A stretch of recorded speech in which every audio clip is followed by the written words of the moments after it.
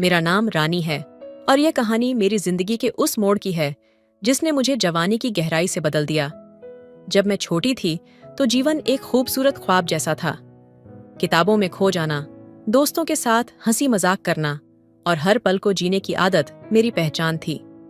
मेरी सबसे करीबी दोस्त सीमा हमेशा मुझे समझाती थी, रानी, दुनिया बहुत बड़ी है, हर किसी पर भरोसा मत किया कर। लेकिन मैं उसकी बातों को अक्सर हंसी में उड़ा देती। मुझे खुले विचारों वाली लड़की कहा जाता था। मैं जिंदगी को अपने तरीके से जीने में विश्वास रखती थी। यही वजह थी कि मेरी मुस्कान और उत्साह हर किसी को आकर्षित करती। लेकिन शायद मेरी मासूमियत और स्वतंत्रता कुछ लोगों को गलत संदेश दे जाती। वो दिन जिसने सब कुछ बदल दिया। एक दिन मैं कॉलेज जा रही थी। वो एक ठंडी सर्दियों की सुबह थी और सूरज की हल्की रोशनी मेरे चेहरे पर पड़ रही थी। मेरी दुनिया में सब कुछ सामान्य लग रहा था, जब तक कि मैंने महसूस नहीं किया कि कोई मुझे लगातार देख रहा है। वो एक लड़का था, दिखने में साधारण, लेकिन आंखों में एक अजीब सा जादू। उसकी आंखों में न जाने क्या था जो मुझे पल भर के लिए थमा सा गया। उसने मुझसे कुछ कहा नहीं, लेकिन उसकी मौजूदगी मुझे महसूस हो रही थी। अगले दिन उसी रास्ते पर वो फिर दिखा। इस बार उसने मुस्कुराकर हेलो कहा। मुझे लगा शायद यह एक सामान्य सी बात है, लेकिन न जाने क्यों उसकी मुस्कान मेरे दिल में हलचल मचा गई। उसका नाम आदित्य था। धीरे धीरे हमारी मुलाकातें बढ़ने लगीं। वो मुझसे बहुत अलग था, गंभीर, समझदार और हर चीज को गहराई से समझने वाला। उसके साथ वक्त बिताते हुए मैंने जाना कि दुनिया सिर्फ दिखावे और शोर शराबे की नहीं होती, बल्कि इसमें भावनाओं और रिश्तों की अहमियत भी होती है। आदित्य ने मुझे वो सिखाया जो मैंने कभी नहीं सोचा था, अपने सपनों की कद्र करना और खुद से प्यार करना। उसके साथ हर पल एक नया एहसास लेकर आता। उसने मुझे कभी किसी गलत या असहज स्थिति में नहीं डाला। उस दिन का एहसास अभी भी मेरी यादों में ताज़ा है। पापा रोज मुझे कॉलेज छोड़ने जाते थे, लेकिन उस दिन घर का माहौल थोड़ा अलग था। माँ कुछ घबराई हुई थीं। उन्होंने मेरी ओर चिंतित नजरों से देखा और कहा, बेटी, तू अकेली कैसे जाएगी? मुझे डर लग रहा है। मैंने उनकी चिंता कम करने के लिए मुस्कुराते हुए कहा, माँ, अब मैं बड़ी हो गई हूँ, सब संभाल लूंगी, तू फिक्र मत कर। कैब बुक हो चुकी थी और मैं मन ही मन एक अजीब सा आत्मविश्वास महसूस कर रही थी। बैग उठाकर मैं कैब में बैठ गई। पहली बार खुद से कॉलेज जाने का अनुभव एक नई तरह की आजादी जैसा लग रहा था। लेकिन जैसे ही मैं कैब में बैठी, एक हल्की सी असहजता मेरे मन में घर करने लगी।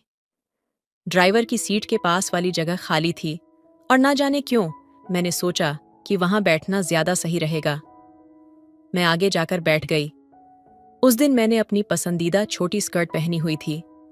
खुद पर थोड़ा गर्व महसूस हो रहा था, लेकिन जब मैंने ड्राइवर की निगाहें महसूस की तो मेरे अंदर कुछ बदल गया। वो निगाहें अजीब थीं, जैसे किसी ने मेरे पैरों पर अपनी नजरें जमा दी हों। मेरे अंदर हल्की बेचैनी पैदा हुई, लेकिन उसी पल एक अजीब सा एहसास भी हुआ। मैं समझ नहीं पा रही थी कि वो मुझ पर ध्यान दे रहा है या सिर्फ मुझे देख रहा है। मैंने ड्राइवर से मजाकिया लहजे में कहा, भैया, जल्दी कॉलेज पहुंचा देना। जिस तरह तुम गाड़ी चलाते हुए मुझे देख रहे हो, कहीं एक्सीडेंट न हो जाए। उसने कोई जवाब नहीं दिया, बस हल्की मुस्कान के साथ गाड़ी चलाता रहा। मैंने माहौल को हल्का करने के लिए बैग से किताब निकाली और पढ़ने लगी, पर मन कहीं और भटक रहा था। कुछ देर बाद मेरे अंदर एक बेचैनी फिर से जाग उठी। मैं सड़क की ओर देखने लगी। अब तक तो मुझे कॉलेज पहुंच जाना चाहिए था, लेकिन रास्ता अनजाना लगने लगा। भैया, ये किस रास्ते पर ले जा रहे हो? मैंने सवाल किया। मेरी आवाज में हल्का सा डर और घबराहट झलक रही थी। ड्राइवर ने मेरी ओर देखा। उसकी आंखों में कुछ ऐसा था जो मुझे और भी परेशान कर गया।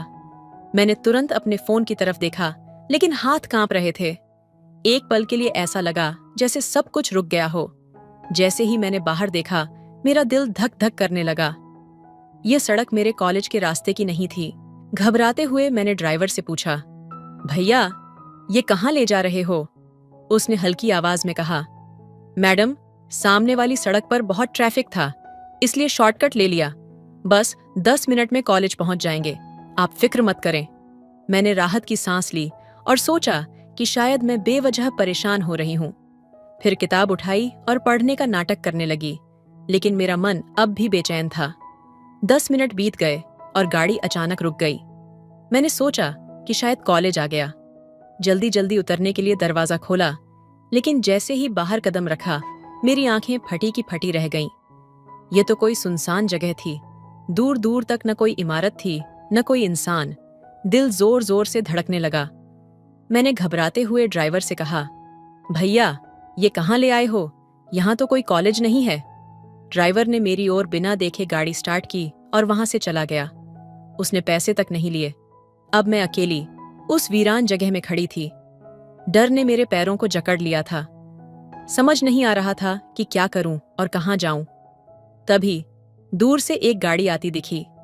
मैंने तुरंत हाथ दिया और गाड़ी मेरे पास रुक गई। एक हैंडसम सा लड़का उतरा। उसकी आंखों में आश्चर्य और चिंता का मिश्रण था। वह पास आकर बोला, तुम यहाँ इस सुनसान जगह पर अकेली क्या कर रही हो? मैंने अपनी पूरी कहानी बताई। पहले तो वह चौंक गया, फिर उसकी आंखों में हल्का सा शक उभर आया। शायद उसने सोचा कि मैं कोई चाल चल रही हूं। मैंने फौरन अपना कॉलेज आईडी कार्ड निकाला और उसे दिखाते हुए कहा, प्लीज मुझे मेरे कॉलेज तक छोड़ दीजिए। कुछ पल की खामोशी के बाद उसने हल्की मुस्कान के साथ कहा, ठीक है मैडम, आइए, मैं आपको आपके कॉलेज तक छोड़ देता हूं। उसकी गाड़ी में बैठते हुए मैंने राहत की सांस ली। वह गाड़ी चलाने लगा और धीरे से बोला, वैसे मैडम, आप बहुत खूबसूरत हैं, लेकिन आपको ऐसी जगहों पर अकेले नहीं जाना चाहिए। उसकी बात सुनकर मैं हल्का सा मुस्कुराई और कहा, खूबसूरती तो नजर का खेल है। वैसे आप भी कम स्मार्ट नहीं हैं। हम दोनों हंसने लगे। माहौल हल्का हो गया और डर कहीं गायब हो गया। उसकी बातों में एक अपनापन था। उस सफर के कुछ ही मिनटों में अजनबीपन की दीवार ढह गई। वह बोला, वैसे तुम्हारे कॉलेज के रास्ते मुझे अच्छे से पता नहीं है, शायद तुम्हें थोड़ा गाइड करना पड़े। मैंने हंसते हुए कहा, ठीक है, लेकिन ये मत सोचना कि मैं तुम्हारे बहाने साथ ज्यादा समय बिताना चाहती हूं। उसने मुस्कुराकर जवाब दिया, काश ऐसा होता। उस सफर में जो बातों का सिलसिला शुरू हुआ, वह शायद हमेशा के लिए यादगार बन गया। वह सिर्फ एक सफर नहीं था, वह एक शुरुआत थी, शायद एक नई कहानी की।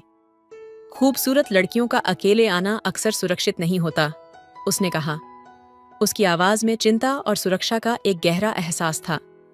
इस शब्दों को सुनते ही मेरे शरीर में एक अजीब सा एहसास हुआ। दिल की धड़कन तेज हो गई और मैं थोड़ा घबराई। वह मुझे देखकर बोला, तुम्हें यह समझने की जरूरत है कि एक लड़की का अकेला रहना कहीं ना कहीं खतरे में डाल सकता है। यह ख्याल हमें हमेशा सतर्क रखता है। मैं उसकी बातों में गहरी चिंताएं महसूस कर रही थी और अचानक उसने कहा, मैं तुम्हें जिंदगी का एक अलग अनुभव देना चाहता हूं, एक ऐसा पल जिसे तुम कभी नहीं भूल सको। मेरे मन में सवाल उठे और मैं घबराते हुए बोली, तुम क्या कह रहे हो? मैं समझ नहीं पा रही हूं। वह हंसते हुए बोला, तुम समझ जाओगी समय के साथ। फिर उसने गाड़ी को एक सुनसान रास्ते की ओर मोड़ लिया। तुम मुझे कहाँ ले जा रहे हो? मैंने डरते हुए पूछा। ये तो मेरे कॉलेज का रास्ता नहीं है, उसने एक हल्की मुस्कान के साथ कहा। आज कॉलेज जाने की जल्दी क्यों है? कभी कभी जिंदगी को भी एक नए नजरिए से देखना चाहिए। आज तुम मेरे साथ कुछ अलग अनुभव करोगी। मेरे हाथ पैर सर्द होने लगे, लेकिन वह बोला, डरो मत, यह अनुभव तुम्हारे लिए होगा। कुछ पल चुप्पी में रहने के बाद मैंने हिम्मत जुटाते हुए कहा, तुम मेरी सुरक्षा का ख्याल रखना। उसने गंभीरता से कहा, तुम्हें पता है, तुम जैसी खूबसूरत और आत्मविश्वासी लड़की को देखना अच्छा लगता है, पर तुम अकेले यात्रा करती हो और बहुत से लोग तुम पर ध्यान देते हैं। कभी यह सोचा है कि तुम्हारी हंसी और आत्मविश्वास किस तरह दूसरों को प्रभावित करता है? मैं चुप रही। उसकी बातों में एक गहरी समझ और चिंता छुपी हुई थी। वह बोला, मैंने तुम्हें हमेशा देखा है, तुम कैसे लोगों से हंसते हंसते मिलती हो, कैसे हर जगह अपनी मुस्कान से सबको खुश कर देती हो। मैं यही चाहता था कि तुमसे यह बात करूं। मेरे चेहरे पर मुस्कान आ गई।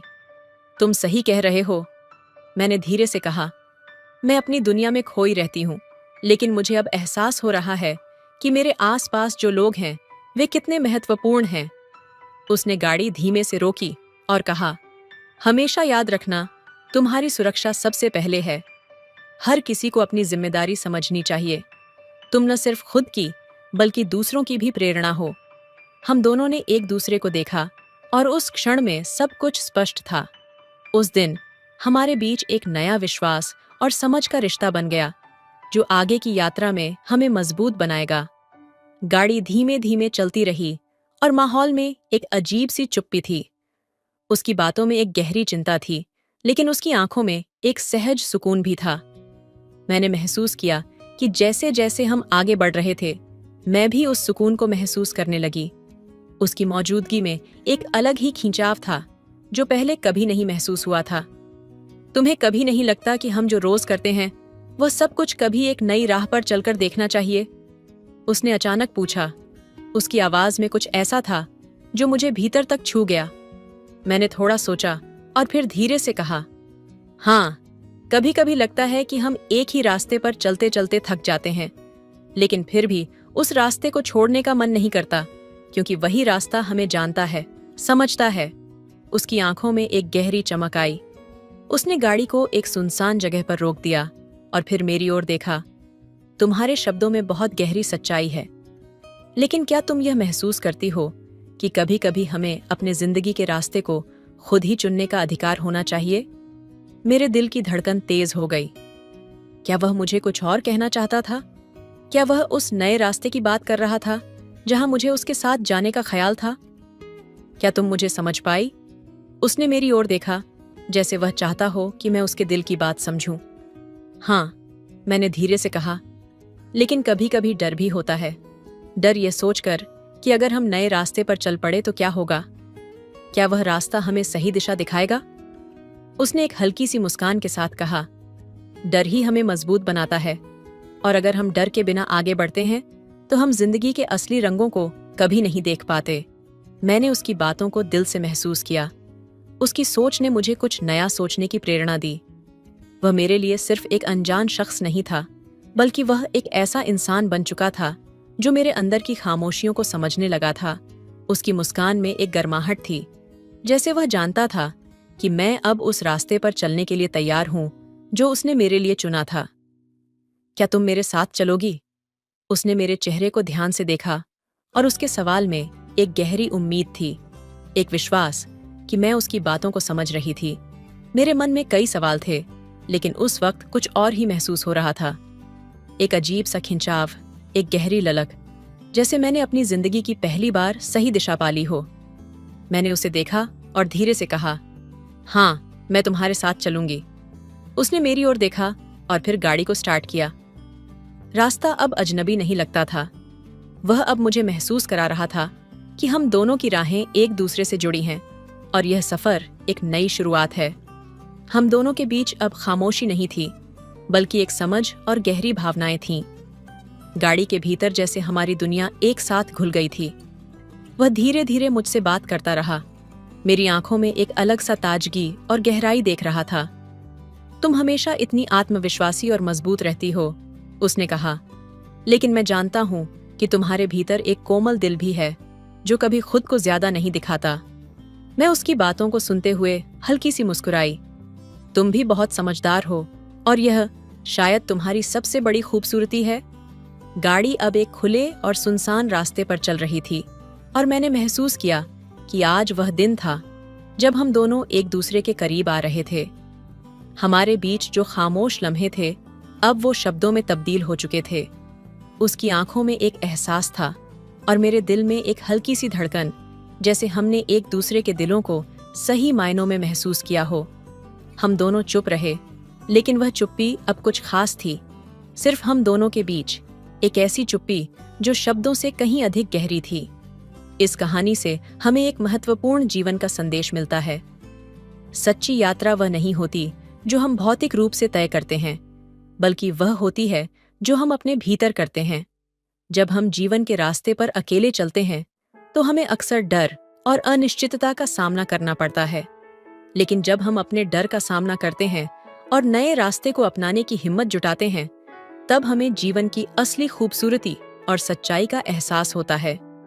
ये कहानी हमें सिखाती है कि अपने डर को अपनाकर और सच्ची समझ और प्यार से किसी रिश्ते को निभाते हुए हम न केवल अपनी राह पा सकते हैं, बल्कि दूसरों के साथ भी गहरे संबंध बना सकते हैं। हमारे आसपास के लोग हमारी हंसी, हमारी मुस्कान और हमारी आत्मविश्वास से प्रेरित होकर हम दूसरों को जीवन में बेहतर दिशा दे सकते हैं। इसी तरह जीवन में हर कदम पर हमें यह याद रखना चाहिए कि हमारी सबसे बड़ी यात्रा खुद को समझने और दूसरों के साथ जुड़ने की होती है। इस स्टोरी से हमें यह भी समझने को मिलता है कि सच्चे रिश्ते वह हैं जो हमें आत्मा से जुड़ने का एहसास कराते हैं, और जब हम किसी के साथ होते हैं तो हम दोनों का दिल एक ही दिशा में धड़कता है। यही वो कड़ी है जो हमें सच्चे प्रेम, समझ और भरोसे की ओर ले जाती है। अपने डर से आगे बढ़ें और जिनसे आप प्यार करते हैं उनके साथ हर सफर का हिस्सा बने। अपनी यात्रा का आनंद लें, क्योंकि वही यात्रा आपको अपने असली आत्म के पास ले जाती है। तो दोस्तों, आपको यह कहानी कैसी लगी कमेंट करके जरूर बताएं। मिलते हैं अगली कहानी में, तब तक के लिए धन्यवाद। ये कहानी भोला नाम के एक 18 साल के लड़के की है जो अभी 11वीं क्लास में पढ़ाई कर रहा था। दोस्तों, कहानी को लास्ट तक सुनिएगा, बहुत ज्यादा मजा आने वाला है कि कैसे भोला अपनी भाभी को उसके मैके ले जाते समय कैसे बीच जंगल में दोनों लोग दुपट्टा बिछाकर खेलते हैं, क्योंकि रास्ते में ही मूड जाता है। भाभी अभी नई और जवान भी थी। भोला एक सीधा सादा और मेहनती लड़का था। कुछ समय पहले उसके बड़े भाई मोहन की शादी हुई थी। शादी के बाद मोहन काम की तलाश में दूसरे शहर चला गया और उसकी पत्नी घर पर अकेली रह गई। दिन बीतते गए और अकेलेपन की वजह से भाभी कुछ उदास रहने लगीं। एक दिन भाभी ने भोला से कहा, देवर जी, मुझे मायके जाना है, क्या तुम मुझे छोड़ने चलोगे? भोला, जो हमेशा अपने परिवार का ध्यान रखता था, तुरंत मान गया। भाभी को बाइक पर बैठाकर भोला उनके मायके की ओर निकल पड़ा। रास्ता सुनसान था और चारों तरफ घने जंगल थे। आधे रास्ते पर भाभी ने अचानक कहा, भोला, बाइक यहीं रोक दो, मुझे थोड़ी देर के लिए कुछ काम है। भोला ने भाभी की बात मानी और बाइक रोक दी। भाभी उसे लेकर जंगल की एक तरफ जाने लगीं। भोला को कुछ समझ नहीं आ रहा था, लेकिन उसने सवाल नहीं किया। जब वे झाड़ियों के पास पहुंचे तो भाभी ने धीरे से कहा, यहां मेरी एक पुरानी चीज गिरी थी, मैं इसे ढूंढने आई हूं। भोला को यह बात अजीब लगी, लेकिन उसने उनकी मदद करने का फैसला किया। जैसे ही वे झाड़ियों में कुछ ढूंढने लगे, अचानक कुछ ऐसा हुआ जिसे देखकर भोला के होश उड़ गए। क्या था वह रहस्य? क्यों भाभी ने जंगल में रुकने के लिए कहा था? दोस्तों, इस सस्पेंस का खुलासा जानने के लिए वीडियो को अंत तक देखें, क्योंकि आगे जो होगा वह आपको हैरान कर देगा। ये कहानी है बिहार के एक छोटे से गांव की, जहां 2 भाई रहा करते थे। बड़े भाई का नाम मोहन था, जिसकी उम्र करीब 28 साल थी। वह दिल्ली में रहकर एक कंपनी में नौकरी करता था और अच्छा पैसा कमाता था। छोटा भाई भोला, जिसकी उम्र करीब 18 साल थी, गांव में ही रहता था। वह घर के छोटे मोटे काम संभालता और अपनी थोड़ी बहुत जमीन पर खेती करता। मोहन अपने छोटे भाई भोला की हर जरूरत का ध्यान रखता। वह दिल्ली से पैसे भेजता, जिनमें से भोला कुछ पैसे खेती किसानी में लगाता और बाकी अपनी जरूरतों के लिए रखता।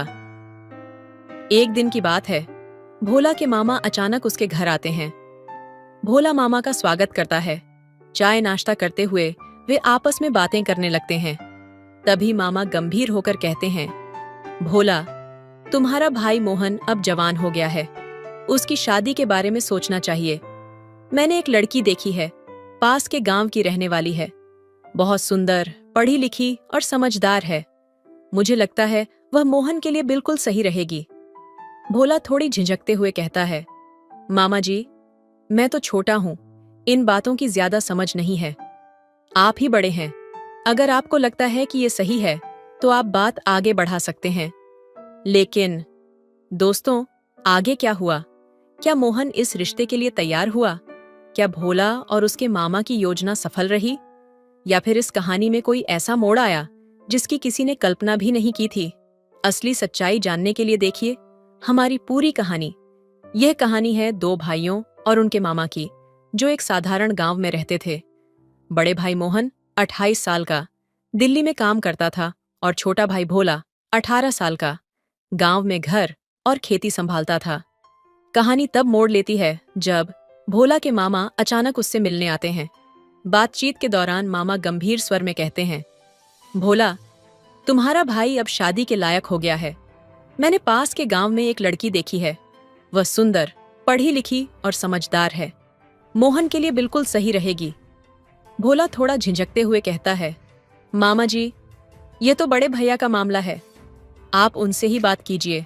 मामा तुरंत मोहन को फोन लगाते हैं और अपना प्रस्ताव रखते हैं।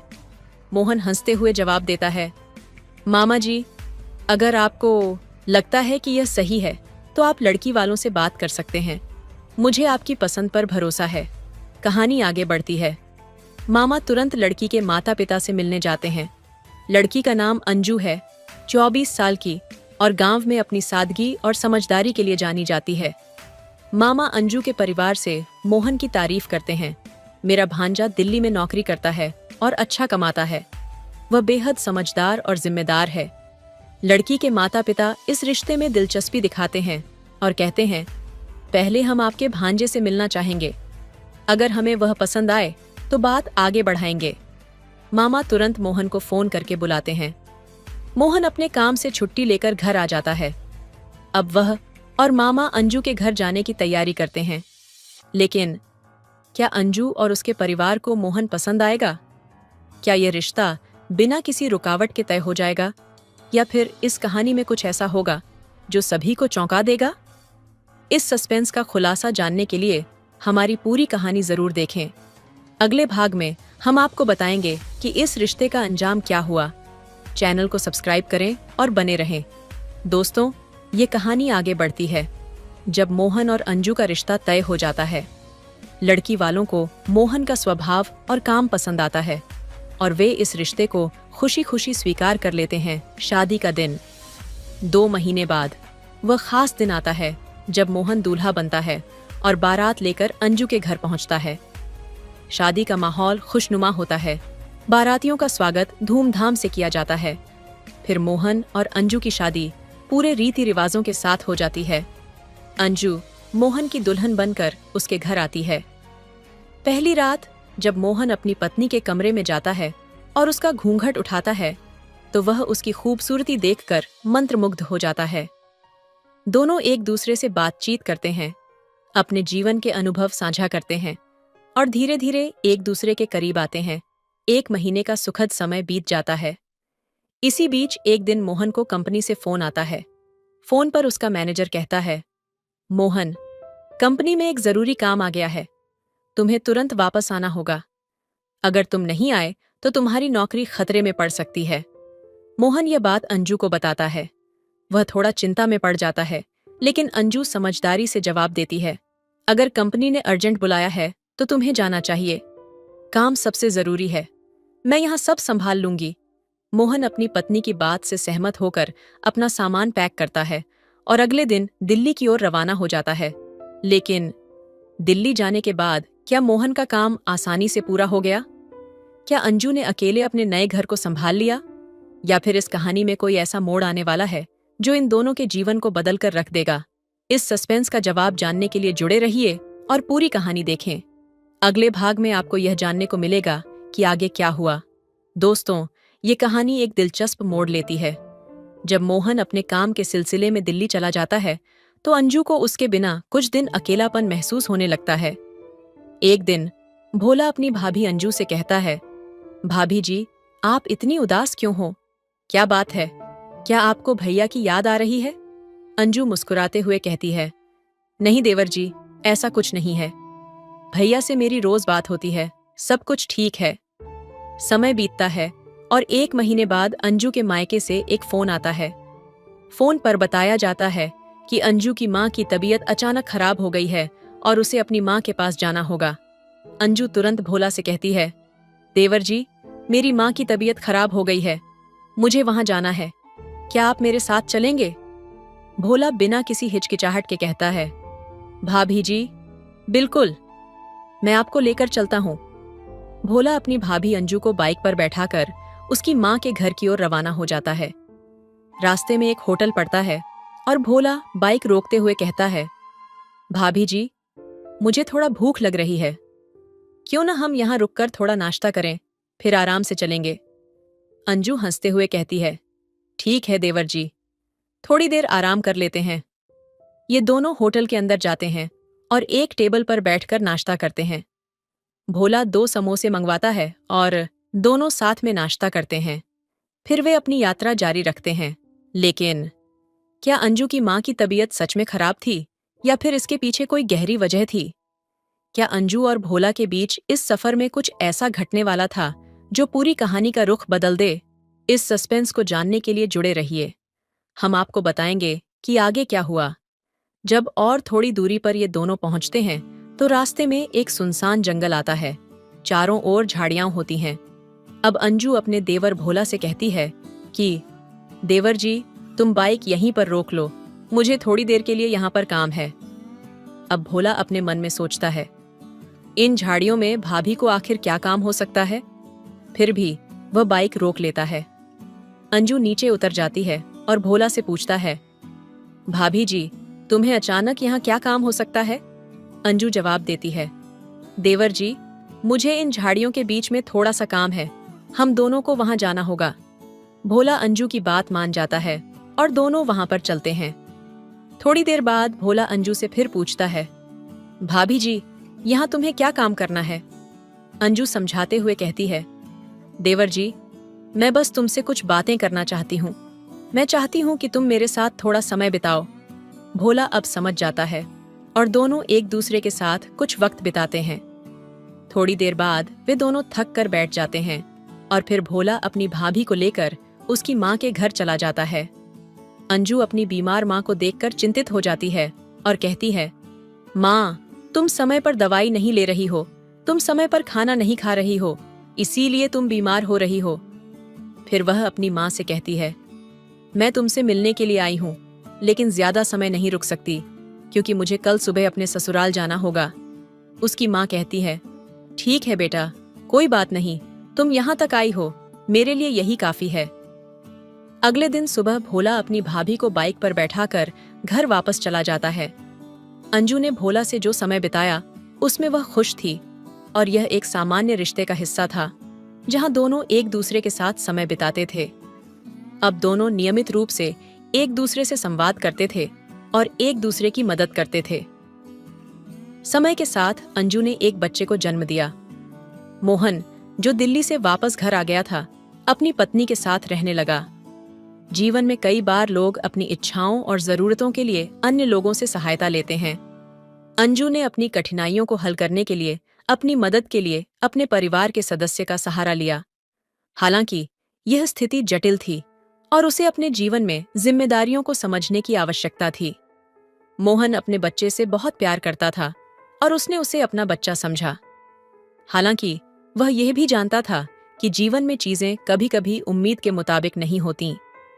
यह कहानी हमें यह सिखाती है कि हमें अपने कार्यों के परिणामों के बारे में सोच समझकर निर्णय लेने चाहिए। परिवार और रिश्तों को सशक्त बनाने के लिए प्यार, विश्वास और जिम्मेदारी बहुत महत्वपूर्ण है। इस कहानी को सुनाने का उद्देश्य आपको किसी भी तरह से परेशानी में डालना नहीं है, बल्कि यह जागरूकता प्रदान करना है कि हर एक कदम और निर्णय के पीछे जिम्मेदारी होती है। हमें अपने जीवन और रिश्तों में हमेशा सावधानी बरतनी चाहिए। धन्यवाद और दोस्तों, अपना और अपने परिवार का ख्याल रखें। हम फिर एक नई कहानी के साथ मिलेंगे। हेलो दोस्तों, स्वागत है आपका हमारे YouTube चैनल पर। आज की कहानी बहुत ही अच्छी है। नेहा, एक 18 साल की जिंदा दिल लड़की, अपने छोटे से गांव में रहती थी। वह 12वीं कक्षा की छात्रा थी, लेकिन पढ़ाई लिखाई में उसका मन नहीं लगता था। नेहा के पिता का सपना था कि उनकी बेटी एक सरकारी अफसर बने और उनका नाम रोशन करे। वह उसे पढ़ाई में प्रोत्साहित करते, लेकिन नेहा का झुकाव कुछ और ही था। नेहा अपने दोस्तों के साथ मस्ती करने, खेल कूद में वक्त बिताने और गांव की गलियों में बेफिक्र दौड़ने में ज्यादा खुश रहती थी। उसकी यह आदत और खासकर लड़कों जैसे कपड़े पहनना उसके माता पिता को परेशान करता था। वे उसे बार बार समझाने की कोशिश करते कि वह लड़की है और उसे समाज के अनुसार व्यवहार करना चाहिए। नेहा, लड़कियों जैसे कपड़े पहनो, ये लड़कों के बीच खेल कूद करना बंद करो, तुम्हें पढ़ाई पर ध्यान देना चाहिए, तुम्हारा भविष्य इससे खराब हो जाएगा, उसकी माँ रोज समझाती। लेकिन नेहा, अपने मन की मालिक, उनकी बातों पर ध्यान नहीं देती। एक दिन नेहा के पिता का गुस्सा अपने चरम पर पहुंच गया। उन्होंने गुस्से में कह दिया, तुम लड़की नहीं हो नेहा, तुम्हारी हरकतें देखकर लगता है तुम एक किन्नर हो। लड़कों के साथ खेल कूद और उनका जैसा व्यवहार करना ही तुम्हें अच्छा लगता है। पिता की इस बात ने नेहा के दिल को गहराई तक चोट पहुंचाई। वह रात भर रोती रही। पहली बार उसे महसूस हुआ कि उसके अपने पिता भी उसकी पहचान पर सवाल उठा रहे हैं। उस रात नेहा ने एक फैसला किया। उसने ठान लिया कि वह अपने पिता को गलत साबित करके रहेगी। उसने अपनी जिंदगी को एक नई दिशा देने की ठानी। अगले दिन से ही नेहा ने अपने दोस्तों से दूरी बना ली और अपने पढ़ाई में पूरी लगन से जुट गई। शुरुआत में सबने उसकी बातों को मजाक में लिया। उसके दोस्तों ने ताना मारा, अरे नेहा अब पढ़ाई करेगी, ये तो नामुमकिन है। लेकिन नेहा ने किसी की परवाह नहीं की। नेहा सुबह जल्दी उठती, घंटों पढ़ाई करती और अपने सपनों को पाने के लिए मेहनत करती। कई बार वह थक जाती, लेकिन उसके पिता की कही वह कड़वी बात उसे हर बार नई ऊर्जा देती। सालों की मेहनत के बाद नेहा ने वह कर दिखाया जो किसी ने सोचा भी नहीं था। उसने सिविल सर्विस परीक्षा पास कर ली और एक बड़ी सरकारी अफसर बन गई। उसके पिता की आंखों में गर्व के आंसू थे। एक दिन जब नेहा ने अपने पिता से कहा, पापा, आपने मुझे किन्नर कहा था, लेकिन वही बात मेरी ताकत बन गई। आज मैं जो कुछ भी हूं, उसमें आपकी बातों का बड़ा हाथ है। तो उसके पिता भावुक हो गए। उन्होंने नेहा को गले लगाते हुए कहा, बेटा, तुमने हमें गर्व महसूस करवाया है। मुझसे गलती हुई थी, लेकिन तुमने मुझे गलत साबित कर दिया। ये कहानी मध्य प्रदेश के एक छोटे से गांव की है, जहां एक साधारण सा परिवार रहता था। परिवार में 4 सदस्य थे।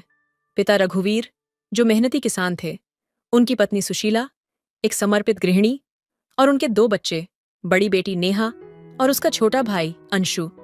नेहा 18 साल की थी और 12वीं कक्षा में पढ़ रही थी।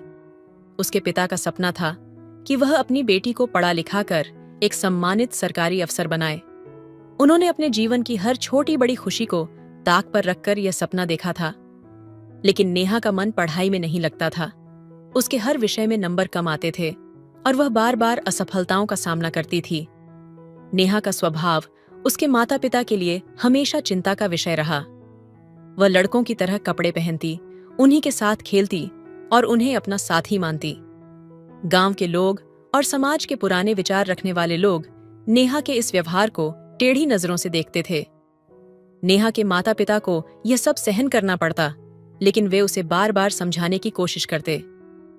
सुशीला अक्सर नेहा को प्यार से समझाती, बेटी, तुम लड़की हो, समाज लड़कियों से एक अलग उम्मीद रखता है, तुम्हें लड़कियों की तरह रहना चाहिए। लेकिन नेहा का जवाब हमेशा वही होता, माँ, मैं जैसे हूं वैसे ही खुश हूं, मैं खुद को बदलना नहीं चाहती। नेहा के इस स्वभाव के पीछे एक छुपा हुआ दर्द था, जिसे शायद किसी ने महसूस नहीं किया। वह समाज की उन बेड़ियों से आजाद रहना चाहती थी जो लड़कियों को सीमित कर देती हैं। नेहा अपने तरीके से जीने की चाह रखती थी, लेकिन अपने पिता के सपने और समाज के दबाव के बीच वह अक्सर खुद को टूटा हुआ महसूस करती। एक दिन रघुवीर ने नेहा से कहा, बेटी, तुम्हारे माता पिता होने के नाते हमने तुम्हारे लिए सपने देखे हैं, लेकिन अगर तुम वही करना चाहती हो जो तुम्हारा दिल कहता है, तो हम तुम्हें रोकेंगे नहीं। बस इतना ध्यान रखना कि तुम्हारे फैसले तुम्हारे भविष्य को बर्बाद न करें। ये सुनकर नेहा की आंखों में आंसू आ गए। उसने पहली बार महसूस किया कि उसके पिता के सपनों के पीछे उनका कितना प्यार और त्याग छिपा है। उसने ठान लिया कि वह पढ़ाई में मेहनत करेगी, लेकिन अपने असली स्वभाव को नहीं बदलेगी। नेहा ने धीरे धीरे पढ़ाई पर ध्यान देना शुरू किया। अपने माता पिता की उम्मीदों को पूरा करने और अपनी पहचान को बनाए रखने की इस जद्दोजहद ने उसे और मजबूत बना दिया। मध्य प्रदेश के एक छोटे से गांव में नेहा के परिवार पर समाज का दबाव दिन प्रतिदिन बढ़ता जा रहा था। नेहा के माता पिता उसकी हरकतों से चिंतित थे। उनकी बेटी का व्यवहार, लड़कों जैसे कपड़े पहनना और उन्हीं के साथ खेलना गांव वालों की चर्चा का विषय बन चुका था। एक दिन नेहा के पिता रघुवीर और मां सुशीला ने फैसला किया कि नेहा को डॉक्टर के पास ले जाया जाए। कहीं ऐसा तो नहीं कि उसकी मानसिक स्थिति ठीक न हो। जब डॉक्टर ने नेहा का पूरा चेकअप किया तो उन्होंने कहा, आपकी बेटी पूरी तरह से स्वस्थ है, ये कोई बीमारी नहीं है, बस उसका व्यक्तित्व है। उसे समझने की कोशिश कीजिए। डॉक्टर की यह बात सुनकर माता पिता थोड़ा आश्वस्त हुए, लेकिन गांव वालों की तीखी टिप्पणियां लगातार उनकी आत्मा को छलनी करती रहीं। लोग कहते, आपकी बेटी तो लड़कों के साथ रहती है, वह लड़की नहीं, किन्नर जैसी है। इन शब्दों ने रघुवीर और सुशीला को भीतर तक हिला दिया। समाज के इस ताने और दबाव ने रघुवीर का धैर्य तोड़ दिया। एक दिन जब नेहा अपने दोस्तों के साथ खेलकर घर लौटी तो रघुवीर गुस्से से भर उठे। उन्होंने नेहा को डांटा और कहा, मुझे तो लगता है तुम लड़की नहीं हो, तुम किन्नर हो, इसलिए तुम लड़कों जैसे कपड़े पहनती हो और उन्हीं के साथ रहती हो। नेहा के लिए यह शब्द किसी तीर की तरह थे। उसने अपने पिता की आंखों में जो निराशा देखी, उसने उसकी आत्मा को झकझोर दिया। आंसुओं से भरी आंखों और कांपती आवाज में नेहा ने जवाब दिया, पिताजी, आप सोचते हैं कि मैं किन्नर हूं, लेकिन मैं आपको एक दिन साबित करके दिखाऊंगी कि मैं किन्नर नहीं, बल्कि आपकी उम्मीदों पर खरी उतरने वाली एक बेटी हूं। उस रात नेहा पूरी तरह टूट चुकी थी। वह अकेले बैठकर सोचने लगी कि क्या वह सच में गलत है, क्या उसका व्यवहार उसके माता पिता और समाज के लिए बोझ बन गया है। लेकिन फिर उसने अपने अंदर एक नई ऊर्जा महसूस की। उसने ठान लिया कि वह अपने तरीके से अपनी पहचान बनाएगी और अपने माता पिता को गर्व महसूस कराएगी। नेहा ने खुद को बदलने की कोशिश नहीं की, बल्कि अपनी सोच और मेहनत को बदल दिया। उसने पढ़ाई पर ध्यान केंद्रित करना शुरू किया। अब उसका हर कदम उसके माता पिता के सपनों और समाज की धारणाओं को चुनौती देने के लिए था। नेहा अपने माता पिता के शब्दों से आहत थी, लेकिन उसने हार मानने के बजाय एक निर्णय लिया। उसने अपने मन में ठान लिया कि वह उन्हें दिखाएगी कि वह एक लड़की है और अपनी पहचान और सामर्थ्य को साबित करेगी। दिन बीतते गए। दिवाली का त्योहार आ पहुंचा। गांव में हर जगह रोशनी, पटाखों की आवाज और खुशियों का माहौल था। हर कोई त्योहार की तैयारियों में व्यस्त था, लेकिन इस खुशी के माहौल में नेहा के दिल में कुछ और ही चल रहा था। दिवाली की रात, जब पूरा परिवार त्योहार में व्यस्त था, नेहा अपने कमरे में चली गई। उसकी मां सुशीला उसे बुलाने के लिए कमरे में गईं, लेकिन जैसे ही उन्होंने दरवाजा खोला, नेहा वहां नहीं थी। कमरे का खालीपन देखकर सुशीला का दिल जोर से धड़कने लगा। नेहा, नेहा, कहाँ गई ये लड़की? सुशीला पूरे घर में नेहा को ढूंढने लगी, लेकिन नेहा कहीं नहीं मिली। घबराई हुई सुशीला ने अपने पति रघुवीर को बताया, नेहा घर में नहीं है, मैंने हर जगह देख लिया। रघुवीर के चेहरे पर चिंता की लकीरें उभर आईं। वह तुरंत गांव के उन लड़कों के पास गए जिनके साथ नेहा अक्सर खेला करती थी। उन्होंने हर किसी से पूछा, क्या तुमने नेहा को देखा है? लेकिन सभी का जवाब एक ही था, नहीं चाचा, हमने नेहा को नहीं देखा। नेहा का कोई पता नहीं चलने पर परिवार पर घबराहट का साया छा गया। वे रात भर जागते रहे, उम्मीद करते रहे कि नेहा कहीं आसपास ही होगी और सुबह तक लौट आएगी। लेकिन सुबह हो गई और नेहा का कोई सुराग नहीं मिला। रघुवीर ने सुबह के उजाले में गांव में फिर से नेहा की तलाश शुरू की। उन्होंने हर चौखट पर जाकर पूछा, लेकिन नेहा का कहीं अता पता नहीं था। सुशीला की आंखों में आंसू थे। उन्हें समझ नहीं आ रहा था कि उनकी बेटी कहाँ चली गई और क्यों। अब यह चिंता सिर्फ माता पिता तक सीमित नहीं रही। गांव के लोग भी नेहा की खोज में शामिल हो गए। हर किसी के मन में सवाल था, नेहा कहाँ गई होगी? क्या उसने कुछ गलत कदम उठाया, या फिर वह किसी अनजान जगह पर चली गई? नेहा की अनुपस्थिति ने हर दिल में बेचैनी भर दी। उसकी मां का रो रो कर बुरा हाल था और रघुवीर अंदर से टूट चुके थे। उन्होंने खुद से कहा, क्या हमने अपनी बेटी को इतना आहत कर दिया कि उसने घर छोड़ दिया? क्या हमारे शब्द उसके लिए इतने कठोर थे कि वह यह सब सह न सकी? लेकिन किसी को नहीं पता था कि नेहा ने यह कदम क्यों उठाया। उसने अपने दिल में क्या ठान रखा था? और सबसे बड़ा सवाल यह था, क्या नेहा लौट कर आएगी? नेहा के अचानक गायब होने से परिवार की दुनिया थम सी गई थी। रघुवीर और सुशीला हर गली, हर चौखट पर अपनी बेटी को ढूंढ चुके थे। जब उनकी हर कोशिश नाकाम रही तो आखिरकार वे थके हारे नजदीकी पुलिस स्टेशन पहुंचे और नेहा की गुमशुदगी की रिपोर्ट दर्ज करवाई। पुलिस तुरंत हरकत में आई। नेहा का मामला अब एक अनजान चुनौती बन गया था। सबसे पहले उन लड़कों से पूछताछ की गई जिनके साथ नेहा खेला करती थी। पुलिस एक एक करके हर घर गई, हर लड़के से सवाल किए, लेकिन कोई भी ठोस जानकारी नहीं मिली। हर उत्तर एक बंद दरवाजे जैसा महसूस हुआ। अब पुलिस ने नेहा की कॉल डिटेल निकालनी शुरू की। घंटों तक डेटा खंगाला गया, लेकिन वहां भी कोई सुराग नहीं मिला। ये केस हर गुजरते पल के साथ और जटिल होता जा रहा था। नेहा के माता पिता का रो रो कर बुरा हाल था। सुशीला का चेहरा हर बीते दिन के साथ बुझता जा रहा था। उनकी आंखों से आंसू थमने का नाम ही नहीं ले रहे थे। रघुवीर अंदर से टूट चुके थे, लेकिन अपने परिवार को संभालने की कोशिश कर रहे थे। हर रात उनके मन में यही सवाल गूंजता, नेहा कहाँ होगी? क्या वह ठीक होगी?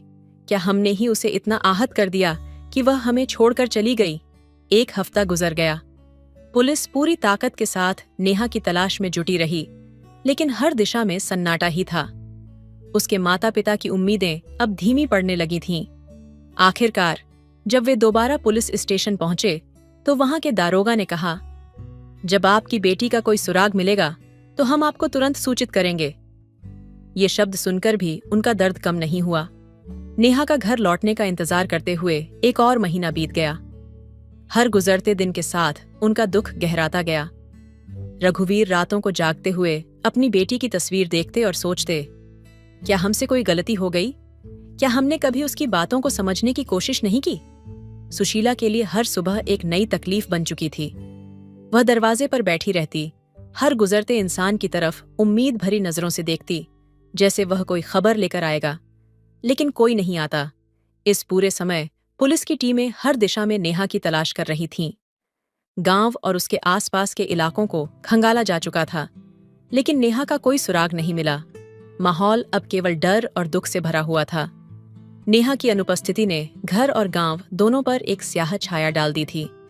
हर किसी के मन में यही सवाल था, आखिर नेहा कहाँ चली गई और क्या वह कभी वापस आएगी? नेहा के माता पिता की उम्मीद धीरे धीरे मुरझा रही थी। हर दिन उनके दिल में एक नया घाव होता और वे बस एक चुप्पी में जीने लगे थे।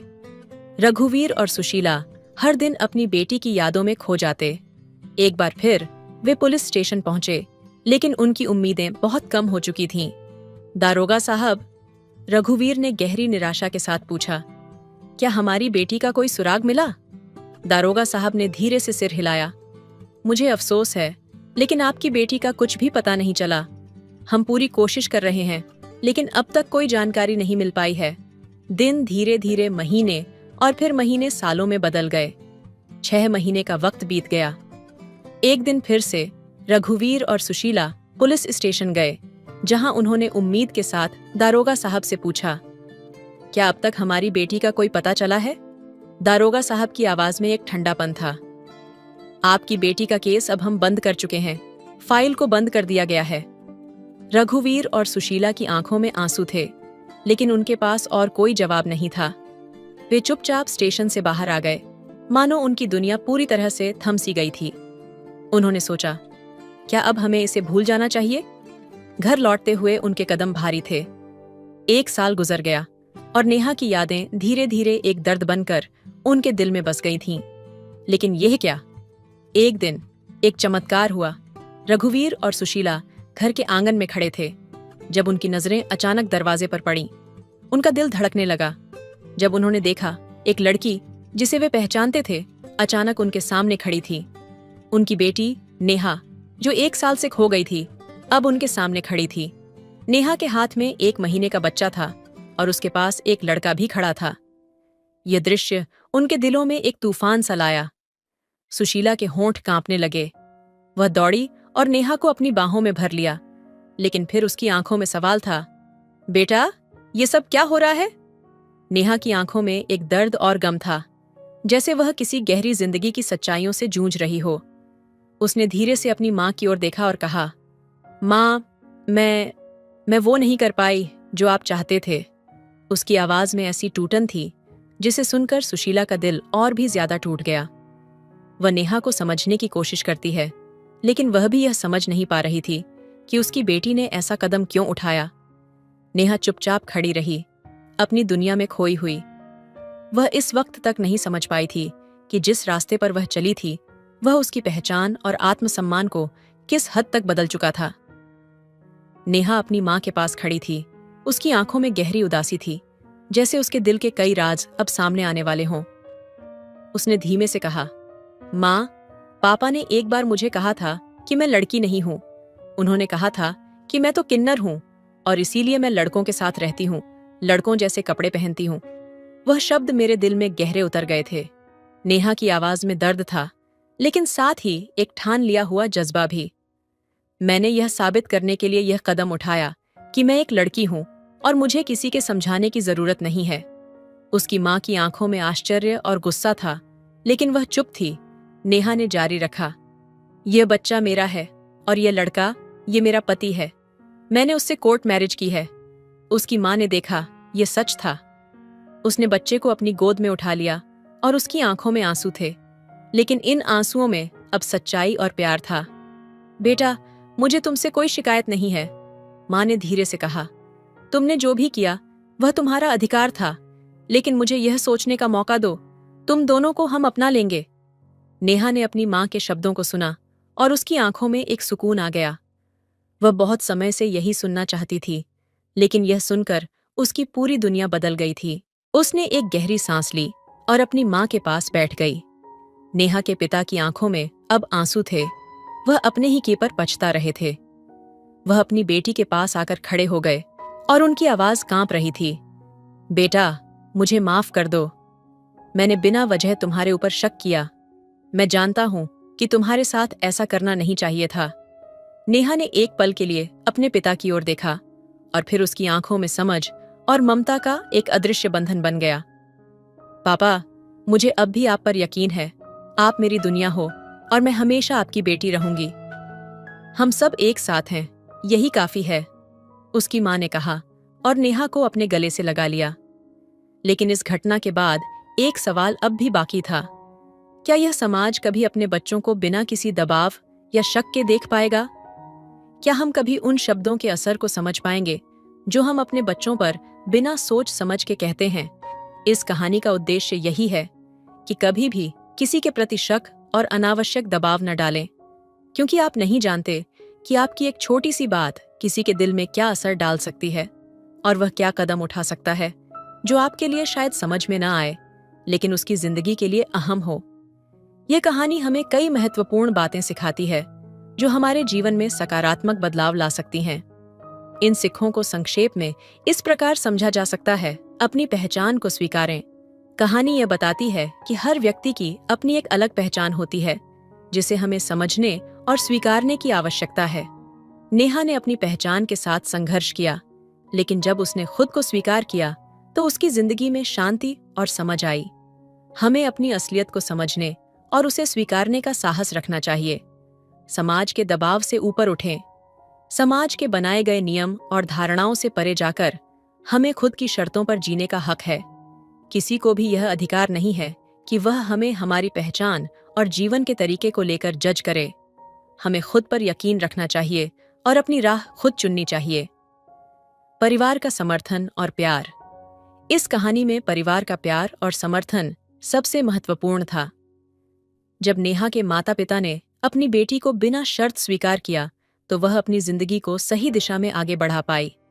यह हमें यह सिखाता है कि परिवार की समझ और सहानुभूति जीवन के कठिन समय में सबसे बड़ी ताकत बन सकती है।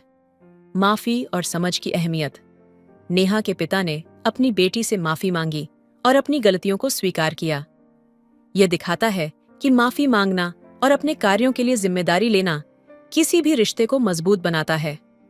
हमें अपनी गलतियों को स्वीकार करके माफी मांगने का साहस रखना चाहिए ताकि रिश्ते में विश्वास और समझ बनी रहे। शब्दों की ताकत। कहानी में यह भी सिखाया गया है कि हमारे शब्दों का दूसरों पर गहरा असर हो सकता है। हमें कभी भी किसी को नीचा दिखाने या बिना सोच समझे कोई बात नहीं करनी चाहिए। शब्दों का चुनाव हमेशा समझदारी से करना चाहिए, क्योंकि वे किसी की आत्मा को छू सकते हैं या उसे चोट पहुंचा सकते हैं। ये कहानी हमें यह सिखाती है कि हमें अपने बच्चों, परिवार और समाज के लोगों को बिना किसी पूर्वाग्रह के समझना चाहिए। उनकी पहचान और निर्णयों को सम्मान देना चाहिए, क्योंकि हम कभी नहीं जान सकते कि हमारी एक छोटी सी बात किसी के जीवन को कैसे प्रभावित कर सकती है। तो दोस्तों, आपको यह कहानी कैसी लगी कमेंट करके जरूर बताएं। मिलते हैं अगले कहानी में, तब तक अपना ख्याल रखिए। धन्यवाद। हेलो दोस्तों, स्वागत है आपका हमारे YouTube चैनल पर आज की कहानी बहुत ही दिलचस्प है। वह एक सुबह की यात्रा थी जब दिव्या अपनी रोज की यात्रा के लिए ट्रेन में सवार हुई। भीड़-भाड़ के बावजूद वह अपने आप को शांत रखने की कोशिश कर रही थी, लेकिन अचानक सामने वाले सीट पर बैठा युवक उसकी नजरों में आ गया। वह लड़का, जो बहुत ही आकर्षक और स्मार्ट दिखता था, बार-बार उसकी ओर देख रहा था और हल्की सी मुस्कान के साथ उसकी तरफ इशारा कर रहा था। दिव्या थोड़ी अचंभित हुई, लेकिन उसके दिल में हलचल मच गई।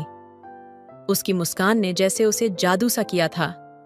धीरे धीरे दोनों की आंखों का मिलना बढ़ने लगा। दिव्या ने भी उसे मुस्कुराते हुए जवाब दिया। ऐसा लग रहा था जैसे दोनों एक दूसरे के ख्यालों में खो चुके थे। कुछ देर बाद लड़के ने धीरे से अपनी बात शुरू की।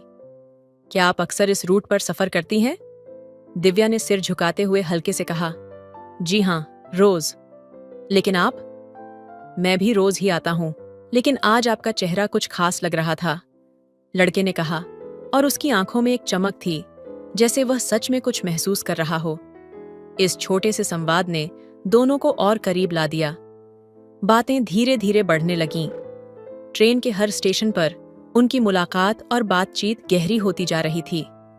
एक दूसरे के बारे में जानने की उत्सुकता बढ़ने लगी थी। दिव्या ने महसूस किया कि उसका दिल तेजी से धड़कने लगा था। लड़का, जिसका नाम आदित्य था, उसे अपने सपनों की तरह महसूस होने लगा।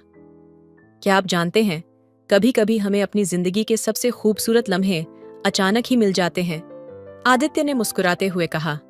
दिव्या ने चौंकते हुए जवाब दिया। आपका क्या मतलब है? आदित्य ने उसकी ओर देखा। मेरा मतलब है, आज जब आप मुझसे बात कर रही हैं, तो ऐसा लगता है जैसे सब कुछ सही हो गया है, जैसे यह रास्ता मेरे लिए खास है। दिव्या का दिल एक खुशी से भर गया। कुछ पल की चुप्पी के बाद उसने कहा, मुझे भी लगता है कुछ खास है। आपसे मिलकर अच्छा लगा। समय के साथ दोनों की मुलाकातें बढ़ने लगीं। हर दिन ट्रेन में मिलने का इंतजार रहता और हर दिन वे एक दूसरे से और भी गहरे जुड़ते जाते। उनकी बातचीत और मुस्कानें एक दूसरे के दिल में प्यार के बीज बोने लगीं। और फिर एक दिन आदित्य ने दिव्या से कह दिया, क्या तुम मेरे साथ इस यात्रा को हमेशा के लिए करना चाहोगी? दिव्या की आंखों में आंसू थे, लेकिन वो खुशी के थे। उसने हाँ कहा, और दोनों के दिलों में उस ट्रेन की सवारी ने अपनी एक नई शुरुआत की थी। प्यार की सवारी। समय बीतता गया और आदित्य और दिव्या की मुलाकातों ने एक नई दिशा ले ली। हर सुबह की ट्रेन यात्रा अब एक खास इंतजार बन गई थी। दोनों के बीच अब न सिर्फ हल्की फुल्की बातें होती थीं, बल्कि एक दूसरे के दिलों में गहरे राज भी पलने लगे थे। एक दिन जब दिव्या ट्रेन में बैठी थी और आदित्य का इंतजार कर रही थी, उसने देखा कि आदित्य उसके पास आने से पहले ही थोड़ी देर खड़ा होकर उसे देख रहा था। उसकी आंखों में एक गहरी भावनाओं का तूफान था। जब आदित्य सामने आया तो दिव्या ने मुस्कान के साथ पूछा, क्या हुआ? आज कुछ अलग लग रहे हो। आदित्य ने अपनी नजरें दिव्या की आंखों में डालीं और कहा, तुमसे मिलने से पहले मैं कभी नहीं जानता था कि किसी से इतना जुड़ाव महसूस हो सकता है। तुम्हारे बिना ये ट्रेन की यात्रा अब अधूरी सी लगती है। तुमसे हर दिन बात करके, हर पल तुम्हारे साथ बिताकर मुझे ऐसा महसूस होता है जैसे मेरी जिंदगी में एक नया रंग आ गया हो। दिव्या के दिल में हलचल मच गई। उसका चेहरा गुलाबी हो गया और वह कुछ कहने से पहले थोड़ी देर चुप रही। फिर उसने कहा, मुझे भी यही लगता है।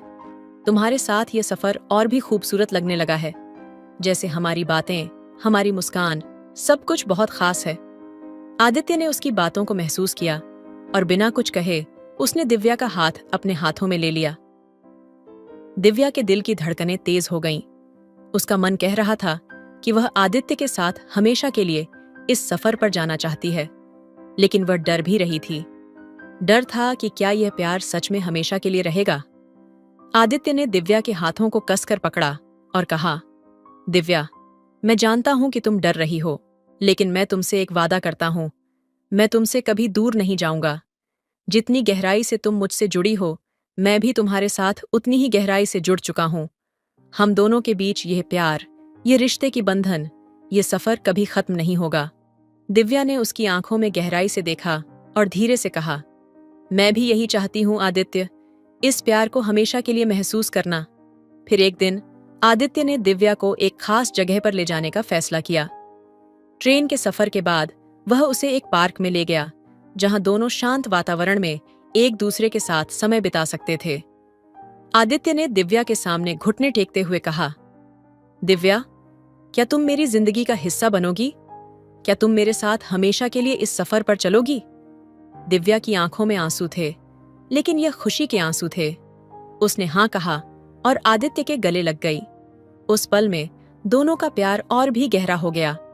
उनके दिल एक दूसरे के लिए धड़क रहे थे और ट्रेन के सफर से शुरू हुई यह कहानी अब दोनों के जीवन का सबसे अहम हिस्सा बन चुकी थी। अब उनकी मुलाकातें और बातचीत सिर्फ ट्रेन में नहीं, बल्कि हर मोड़ पर एक दूसरे के साथ होती थीं। दोनों ने एक दूसरे का हाथ थामा और हर दिन नए सपनों और खुशियों के साथ अपने प्यार की नई मंजिलों को तय किया। समय के साथ आदित्य और दिव्या का रिश्ता और भी गहरा हो गया। दोनों के बीच की समझ, एक दूसरे के प्रति विश्वास और प्यार अब हर पल महसूस होने लगा था। ट्रेन में उनकी मुलाकातें अब किसी खूबसूरत दिन का हिस्सा बन चुकी थीं, लेकिन अब उनका प्यार सिर्फ वहां तक सीमित नहीं था। वे एक दूसरे के जीवन में पूरी तरह से समाहित हो गए थे। एक शाम जब आदित्य और दिव्या एक कैफे में बैठे थे, आदित्य ने अचानक दिव्या से कहा, तुम जानते हो दिव्या, जब से तुम मेरी जिंदगी में आई हो, तब से मुझे किसी और चीज की जरूरत नहीं रही। मेरा दिल अब पूरी तरह से तुम्हारा है। तुम्हारे बिना तो जैसे मेरा अस्तित्व ही अधूरा सा लगता है। दिव्या ने उसकी बातों को सुना और उसकी आंखों में एक हल्की सी मुस्कान तैर गई। तुमसे मिलकर मुझे ऐसा लगता है जैसे मेरी सारी खोई हुई खुशियां वापस मिल गई हैं, जैसे जीवन ने मुझे एक नई शुरुआत दी हो, दिव्या ने कहा और आदित्य के हाथ को हल्का सा पकड़ लिया। दोनों के बीच चुप्पी थी, लेकिन वह चुप्पी अब बोझिल नहीं, बल्कि आरामदायक और प्यार से भरी हुई थी। फिर आदित्य ने एक गहरी सांस लेते हुए कहा, क्या तुम सोचती हो कि हम दोनों के बीच यह प्यार हमेशा के लिए रहेगा? दिव्या ने उसकी आंखों में देखा और उसके दिल ने तुरंत जवाब दिया, हाँ, मैं जानती हूं कि यह प्यार कभी खत्म नहीं होगा। हम दोनों एक दूसरे के लिए बने हैं। आदित्य ने दिव्या का हाथ मजबूती से पकड़ा और उसे अपने पास खींच लिया। तुमसे एक सवाल पूछूं? बिल्कुल, दिव्या ने हल्की सी मुस्कान के साथ कहा। क्या तुम मेरे साथ अपनी पूरी जिंदगी बिताना चाहोगी? क्या तुम मेरे साथ एक नई यात्रा की शुरुआत करना चाहोगी, जिसमें हम दोनों हमेशा एक दूसरे के साथ हों? आदित्य ने उसकी आंखों में गहरी नजर डालते हुए पूछा। दिव्या का दिल तेजी से धड़कने लगा। यह वह पल था जिसका वह इंतजार कर रही थी। उसने बिना किसी हिचकिचाहट के जवाब दिया, हाँ आदित्य, मैं तुम्हारे साथ अपना पूरा जीवन बिताना चाहती हूं। आदित्य के चेहरे पर एक विशाल मुस्कान फैल गई। उसने दिव्या को अपनी बाहों में लपेट लिया और उसे कसकर अपने पास खींच लिया। वह महसूस कर रहा था कि यह वह लम्हा था जो उन्होंने हमेशा के लिए चाहा था। इस दिन के बाद आदित्य और दिव्या ने अपनी जिंदगी की सबसे खूबसूरत शुरुआत की। एक दूसरे के साथ बिताए हर पल ने उनके रिश्ते को और भी मजबूत किया। वे एक दूसरे के सपनों का हिस्सा बन गए थे और उनकी यात्रा अब कभी खत्म नहीं होने वाली थी। हर दिन एक नया सपना, एक नई खुशी लेकर आता था। कुछ महीने बाद आदित्य ने दिव्या के लिए एक और बड़ा कदम उठाया। उसने दिव्या को एक खूबसूरत जगह पर ले जाकर एक इम्प्रेसिव तरीके से उसे प्रपोज किया। दिव्या, तुम्हारे बिना मेरी जिंदगी कुछ भी नहीं है। क्या तुम मेरी जिंदगी की सबसे बड़ी खुशी बनोगी? आदित्य ने अपनी आंखों में विश्वास और प्यार की गहरी भावना के साथ कहा। दिव्या की आंखों में आंसू थे, लेकिन वह खुशी के थे। उसने कहा, हाँ आदित्य, मैं हमेशा तुम्हारे साथ रहूंगी। इस तरह आदित्य और दिव्या की प्रेम कहानी एक नई ऊंचाई पर पहुंच गई और दोनों ने अपने जीवन की सबसे बड़ी यात्रा की शुरुआत की। एक यात्रा जो हमेशा के लिए एक दूसरे के साथ थी। दिव्या और आदित्य के रिश्ते ने अब एक नई गहराई पकड़ ली थी, लेकिन उस गहराई के साथ कुछ ऐसा था जो नजर नहीं आ रहा था, कुछ ऐसा जो उनके बीच सस्पेंस बना हुआ था। उनकी नजदीकी और प्यार अब सबके लिए एक मिसाल बन चुका था, लेकिन दोनों के बीच एक अजीब सी खामोशी भी थी, जैसे हर पल कुछ और होने वाला हो जो उन्हें पता नहीं था।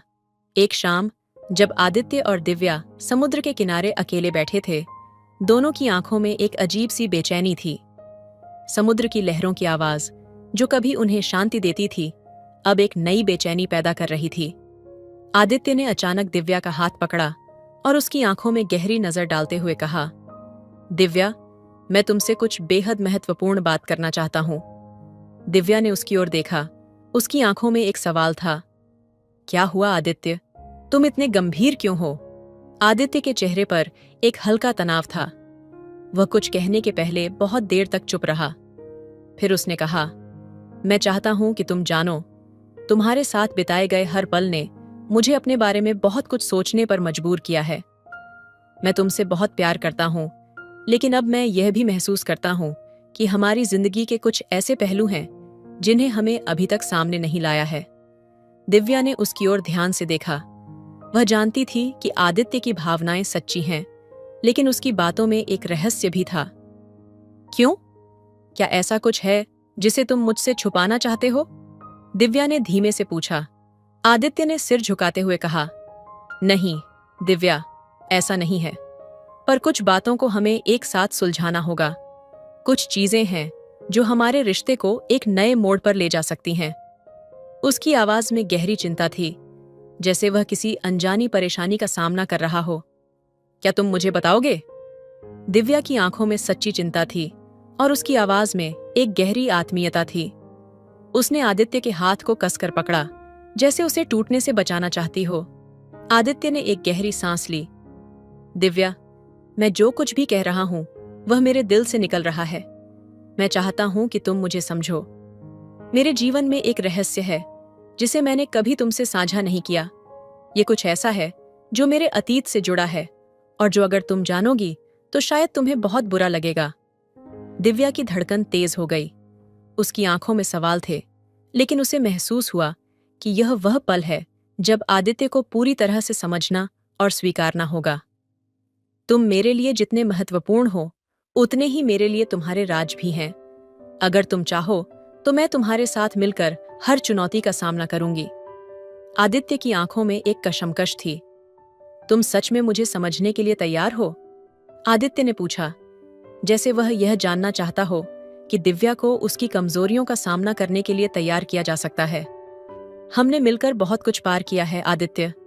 अगर तुम सच में मुझे अपना मानते हो तो मैं तुम्हारी हर बात समझने के लिए तैयार हूं। दिव्या ने पूरी सच्चाई से कहा। उसकी आवाज में एक तरह का विश्वास था, एक ऐसा विश्वास जो उसने खुद के लिए भी कभी महसूस नहीं किया था। आदित्य ने दिव्या की ओर देखा और फिर धीरे धीरे एक टुकड़ा चुप्पी में बसा लिया। मैं तुम्हें एक बात बताऊं दिव्या, आदित्य ने कहा, मेरे अतीत में एक गहरी दर्दनाक कहानी है जो अब तक मैं किसी से नहीं कह सका। मैं जानता हूं कि अगर तुम इसे जानोगी तो शायद तुम मुझसे दूर हो जाओ, लेकिन मैं चाहता हूं कि तुम जानो, तुम्हारे बिना मेरी जिंदगी कुछ भी नहीं है। दिव्या की आंखें सवालों से भरी हुई थीं, लेकिन उसने आदित्य के हाथ को और कसकर पकड़ लिया, जैसे उसे ढूंढने के लिए कुछ जरूरी था। तुमसे कोई बात हो या न हो, मैं तुम्हारे साथ हूं आदित्य। तुम जितना चाहो खुलकर मुझसे बात करो। आदित्य ने एक लंबी सांस ली और फिर, जैसे उसे एक और कदम बढ़ाने का साहस मिला, उसने कहा, मैं तुम्हें बताता हूं। उस रात की खामोशी ने दोनों के बीच एक नई शुरुआत की और आदित्य ने दिव्या को अपनी जिंदगी का सबसे गहरा राज बताया। वह राज जिसने उनके रिश्ते को एक नई राह पर डाल दिया। लेकिन सवाल यह था, क्या दिव्या इस राज के बाद आदित्य से और भी ज्यादा प्यार करेगी या वह उसे दूर कर देगी? दिव्या और आदित्य के बीच एक अजीब सा सन्नाटा था, जैसे दोनों के बीच एक कांच की दीवार खड़ी हो। समुद्र के किनारे, जहां उनकी बातचीत अक्सर प्यार और सपनों से भरी होती थी, वहां आज एक अलग ही खामोशी थी।